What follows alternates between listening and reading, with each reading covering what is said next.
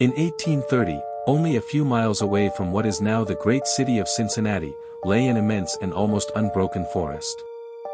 The whole region was sparsely settled by people of the frontier, restless souls who no sooner had hewn fairly habitable homes out of the wilderness and attained to that degree of prosperity which today we should call indigence than impelled by some mysterious impulse of their nature they abandoned all and pushed farther westward, to encounter new perils and privations in the effort to regain the meager comforts which they had voluntarily renounced.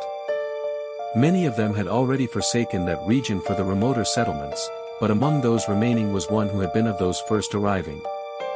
He lived alone in a house of logs surrounded on all sides by the great forest, of whose gloom and silence he seemed a part, for no one had ever known him to smile nor speak a needless word.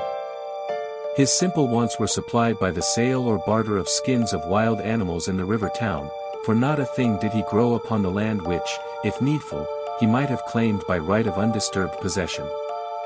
There were evidences of improvement. A few acres of ground immediately about the house had once been cleared of its trees, the decayed stumps of which were half concealed by the new growth that had been suffered to repair the ravage wrought by the axe.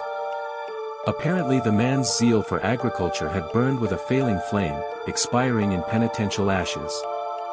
The little log house, with its chimney of sticks, its roof of warping clapboards weighted with traversing poles and its chinking of clay, had a single door and, directly opposite, a window. The latter, however, was boarded up. Nobody could remember a time when it was not. And none knew why it was so closed, certainly not because of the occupant's dislike of light and air, for on those rare occasions when a hunter had passed that lonely spot the recluse had commonly been seen sunning himself on his doorstep if heaven had provided sunshine for his need. I fancy there are few persons living today who ever knew the secret of that window, but I am one, as you shall see. The man's name was said to be Moloch. He was apparently 70 years old, actually about 50. Something besides years had had a hand in his aging. His hair and long, full beard were white, his grey, lustreless eyes sunken, his face singularly seamed with wrinkles which appeared to belong to two intersecting systems. In figure he was tall and spare, with a stoop of the shoulders, a burden-bearer. I never saw him. These particulars I learned from my grandfather, from whom also I got the man's story when I was a lad. He had known him when living nearby in that early day. One day Moloch was found in his cabin, dead. It was not a time and place for coroners and newspapers, and I suppose it was agreed that he had died from natural causes, or I should have been told, and should remember. I know only that with what was probably a sense of the fitness of things the body was buried near the cabin, alongside the grave of his wife, who had preceded him by so many years that local tradition had retained hardly a hint of her existence.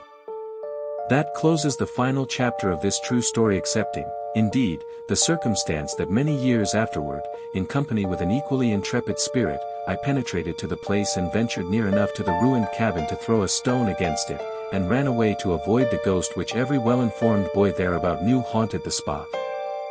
But there is an earlier chapter, that supplied by my grandfather. When Moloch built his cabin and began laying sturdily about with his axe to hew out a farm, the rifle, meanwhile, his means of support, he was young, strong, and full of hope. In that eastern country whence he came he had married, as was the fashion, a young woman in all ways worthy of his honest devotion, who shared the dangers and privations of his lot with a willing spirit and light heart. There is no known record of her name. Of her charms of mind and person tradition is silent, and the doubter is at liberty to entertain his doubt, but God forbid that I should share it. Of their affection and happiness there is abundant assurance in every added day of the man's widowed life, for what but the magnetism of a blessed memory could have chained a venturesome spirit to a lot like that? One day Moloch returned from gunning in a distant part of the forest to find his wife prostrate with fever, and delirious. There was no physician within miles, no neighbor, nor was she in a condition to be left, to summon help. So he set about the task of nursing her back to health, but at the end of the third day she fell into unconsciousness and so passed away, apparently, with never a gleam of returning reason. From what we know of a nature like his we may venture to sketch in some of the details of the outline picture drawn by my grandfather. When convinced that she was dead, Moloch had sense enough to remember that the dead must be prepared for burial. In performance of this sacred duty he blundered now and again, did certain things incorrectly, and others which he did correctly were done over and over. His occasional failures to accomplish some simple and ordinary act filled him with astonishment, like that of a drunken man who wonders at the suspension of familiar natural laws. He was surprised, too, that he did not weep, surprised and a little ashamed. Surely it is unkind not to weep for the dead. "Tomorrow," he said aloud, "I shall have to make the coffin and dig the grave, and then I shall miss her, when she is no longer in sight. But now she is dead, of course, but it is all right, it must be all right, somehow. Things cannot be so bad as they seem." He stood over the body in the fading light, adjusting the hair and putting the finishing touches to the simple toilet, doing all mechanically, with soulless care. And still through his consciousness ran an undersense of conviction that all was right, that he should have her again as before, and everything explained. He had had no experience in grief, his capacity had not been enlarged by use. His heart could not contain it all, nor his imagination rightly conceive it. He did not know he was so hard struck that knowledge would come later, and never go. Grief is an artist of powers as various as the instruments upon which he plays his dirges for the dead, evoking from some the sharpest, shrillest notes, from others the low, grave chords that throb recurrent like the slow beating of a distant drum. Some natures it startles, some it stupefies. To one it comes like the stroke of an arrow, stinging all the sensibilities to a keener life, to another as the blow of a bludgeon, which in crushing benumbs. We may conceive Moloch to have been that way affected, for, and here we are upon surer ground than that of conjecture, no sooner had he finished his pious work than, sinking into a chair by the side of the table upon which the body lay, and noting how white the profile showed in the deepening gloom, he laid his arms upon the table's edge, and dropped his face into them, tearless yet and unutterably weary. At that moment came in through the open window a long, wailing sound like the cry of a lost child in the far deeps of the darkening wood. But the man did not move. Again, and nearer than before, sounded that unearthly cry upon his failing sense. Perhaps it was a wild beast, perhaps it was a dream.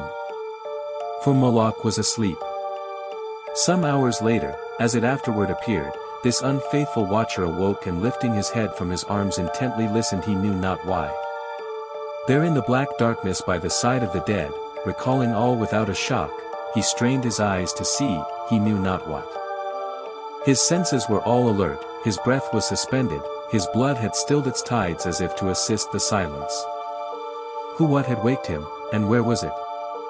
Suddenly the table shook beneath his arms, and at the same moment he heard, or fancied that he heard, a light, soft step and other sounds as of bare feet upon the floor.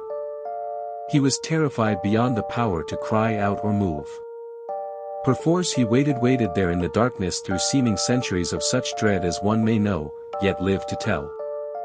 He tried vainly to speak the dead woman's name, vainly to stretch forth his hand across the table to learn if she were there. His throat was powerless, his arms and hands were like lead. Then occurred something most frightful. Some heavy body seemed hurled against the table with an impetus that pushed it against his breast so sharply as nearly to overthrow him, and at the same instant he heard and felt the fall of something upon the floor with so violent a thump that the whole house was shaken by the impact. A scuffling ensued, and a confusion of sounds impossible to describe. Moloch had risen to his feet. Fear had by excess forfeited control of his faculties. He flung his hands upon the table. Nothing was there. There is a point at which terror may turn to madness, and madness incites to action. With no definite intent, from no motive but the wayward impulse of a madman, Moloch sprang to the wall, with a little groping seized his loaded rifle, and without aim discharged it. By the flash which lit up the room with a vivid illumination, he saw an enormous panther dragging the dead woman toward the window, its teeth fixed in her throat. Then there were darkness blacker than before, and silence, and when he returned to consciousness the sun was high in the wood vocal with songs of birds. The body lay near the window, where the beast had left it when frightened away by the flash and report of the rifle. The clothing was deranged, the long hair in disorder, the limbs lay anyhow. From the throat, dreadfully lacerated, had issued a pool of blood not yet entirely coagulated. The ribbon with which he had bound the wrists was broken, the hands were tightly clenched. Between the teeth was a fragment of the animal's ear.